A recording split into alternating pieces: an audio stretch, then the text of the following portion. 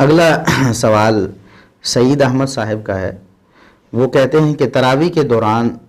جو دعا پڑھی جاتی ہے کیا وہ ثابت ہے؟ ہمارے ہاں احناف کی مساجد میں عموماً ایسا ہوتا ہے کہ 4 رکعت جب ہو جاتی ہیں، 2 کر کے پڑھتے ہیں، لیکن جب 4 رکعتیں ہو جاتی ہیں جس کو ایک ترویحہ کہا جاتا ہے، تو جیسے ہی 4 رکعتیں مکمل ہوتی ہیں تو اس کے بعد وہ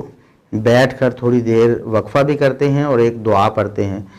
سبحان ذی الجبروت والملکوت، اس طرح کی دعا ہے، تو یہ دعا پڑھتے ہیں۔ تو تراویح کے ساتھ اس دعا کا کوئی تعلق نہیں ہے اور یہ کوئی مستقل دعا ہے بھی نہیں۔ میں یہاں پر آپ کو بنوری ٹاؤن کراچی کی ویب سائٹ، یعنی ایک ان کا بہت بڑا ہمارے دیوبندی بھائیوں کا ادارہ ہے، آپ سمجھ لیں کہ ان کے ہاں سند کی حیثیت رکھتا ہے، تو ان کے ہاں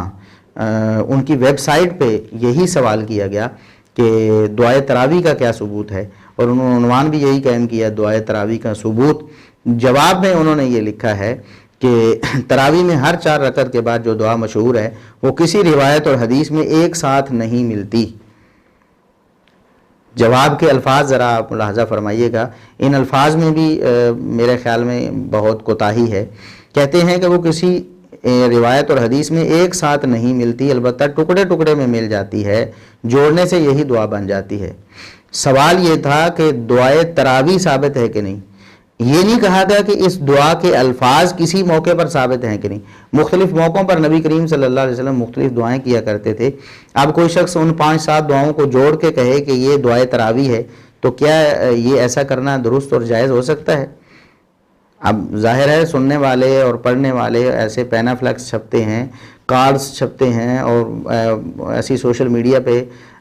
پوسٹ شیئر کی جاتی ہیں، امیجز بنائے جاتے ہیں جن میں واضح طور پر دعائے تراویح لکھا ہوتا ہے۔ سننے والے اور پڑھنے والے تو اس کو نبی کریم صلی اللہ علیہ وسلم کا طریقہ سمجھ کے پڑھ رہے ہوتے ہیں نا۔ آپ ان سے پوچھ کے دیکھیں کہ آپ دعائے تراویح کیوں پڑھتے ہیں، کیا سمجھ رہے ہیں کہ یہ کیا ہے، وہ بتائیں گے کہ یہ ہمیں اسلام نے سکھائی ہے۔ تو لہٰذا یہ غلط بیانی ہے، اس سے باز رہنا ہوگا مسلمانوں کو۔ آپ بتائیں انہیں، سیدھی طرح بتائیں کہ یہ دعا تراویح کے حوالے سے بالکل نہیں ہے،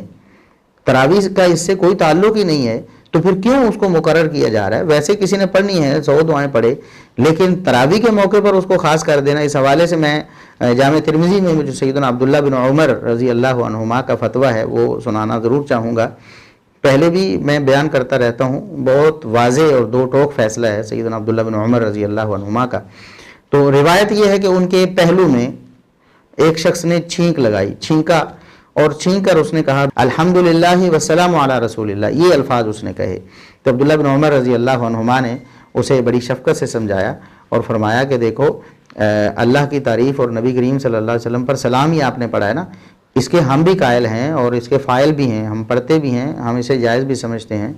لیکن جس موقع پر آپ یہ پڑھ رہے ہو نا، اب دیکھیں الحمدللہ اور والسلام علی رسول اللہ، یہ 2 ٹکڑے ہیں، قرآن میں بھی اور نبی کریم صلی اللہ علیہ وسلم کی احادیث میں بھی ان کی تائید ہے کہ ایسا کرنا چاہیے۔ قرآن میں بھی سلموا تسلیما ہے، نبی پر سلام پڑھو، الحمدللہ بھی قرآن میں ہے، احادیث میں بھی ہے، بہت ساری دعاؤں میں بھی ہے، تو جوڑ کر ایک بن گئی نا دعا۔ تو عبداللہ بن عمر رضی اللہ عنہما نے فرمایا کہ یہ بالکل جائز ہے، پڑھیں، آپ حمد بھی کریں، سلام بھی رسول اللہ صلی اللہ علیہ وسلم پر بھیجیں، لیکن جس موقع پر آپ اسے پڑھ رہے ہو نبی کریم صلی اللہ علیہ وسلم نے اس موقع پر یہ نہیں سکھایا، لہٰذا خبردار رہیں، اسے چھوڑ دیں۔ تو ہم بھی یہی کہتے ہیں کہ یہ جو دعا کے الفاظ ہیں سبحان ذی الجبروت والملکوت، بڑے عظیم الشان دعاؤں کے الفاظ ہیں یہ، لیکن جس موقع پر نبی کریم صلی اللہ علیہ وسلم نے انہیں پڑھا ہے آپ انہی موقعوں پہ پڑھیں، کسی اور موقع کے لیے ان الفاظ کو جوڑ کر خاص کر لینا یہ عبداللہ بن عمر رضی اللہ عنہما کے فتوے کے مطابق بھی غلط ہے۔ تو یہ بدعت کی ایک صورت بن جاتی ہے، مسلمانوں کو بدعتوں سے باز رہنا چاہیے اور سنتوں پر عمل کرنا چاہیے۔